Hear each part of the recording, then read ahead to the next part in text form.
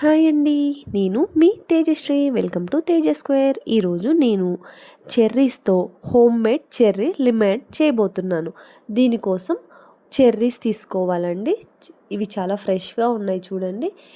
నేను ఒక కప్పుడు చెర్రీస్ని బాగా శుభ్రంగా వాష్ చేసుకుని ఇలా స్టవ్ మీద ఒక మందపాటి కళాయి పెట్టుకోవాలండి. అందులో ఈ చెర్రీస్ని వేసుకుని, చెర్రీస్ ఒక కప్పు వేసుకుంటే హాఫ్ కప్పు షుగర్ వేసుకుని, అందులో 1/4 కప్ వాటర్ యాడ్ చేసుకుని ఇలా బాగా ఉడికించుకోవాలండి. మూత పెట్టుకుని చెర్రీస్ అంతా స్మాష్ అవ్వాలి, అంతలా ఉడికించుకోవాలి.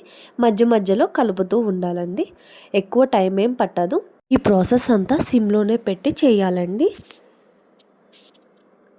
ఇది ఒకసారి స్మాష్ అయ్యి ఇత్తులన్నీ బయటకు వచ్చాయంటే మనం చేసుకోవటానికి రెడీ అయినట్టే అండి. అప్పుడు స్టవ్ ఆఫ్ చేసి చల్లారనిచ్చుకోవాలి.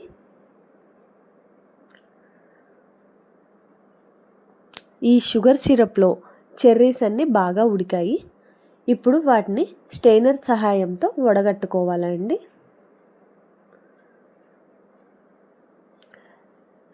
చెర్రీలో ఉన్న పేస్ట్ మొత్తం కిందకి దిగేలా ఇలా వడగట్టుకున్న ఆ చెర్రీ జ్యూస్లోకి ఒక హాఫ్ స్పూన్ లెమన్ పిండుకొని ఇంకా ఐస్ క్యూబ్స్ వేసుకోవాలి. ఇప్పుడు దీన్ని గ్లాస్లోకి సర్వ్ చేసుకోవటమే అండి.